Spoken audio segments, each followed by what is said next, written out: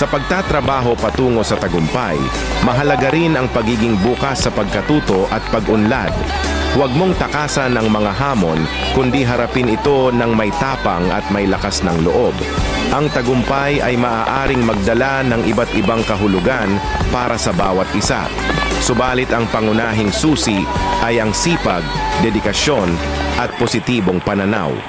Huwag mong kalimutan ang mga taong sumusuporta sa iyo at ang mga aral na natutunan mo sa bawat yugto ng iyong paglalakbay.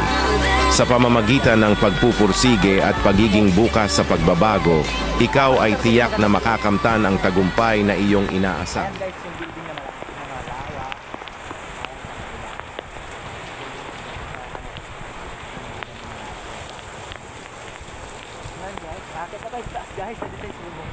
Guys, pakita ko pa sa inyo magandang view. Ayan guys. Tapos ayun guys, yung mabay yung kidlat. Ayun guys, napapawalan pa tayo. Ayun guys, nakulog ngayon ang panahon. Grabe, basta nakakunang ulan guys. O, baka naman di kayo maglalike sa aking video ngayon ha. Like din, magminsan. So yun guys. So yun guys, marapit na tayo mag 1,000 subscribers sa ating YouTube channel. Sana huwag niyo po kalimutan ang subscribe sa YouTube channel. At i-follow niyo din ako sa ating TikTok page.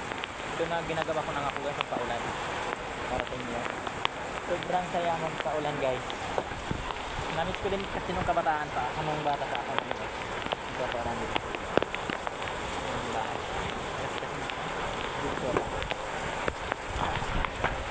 Hi! Hi guys! Kaya magpapaulan na lang lagi. Pagka ng gripo.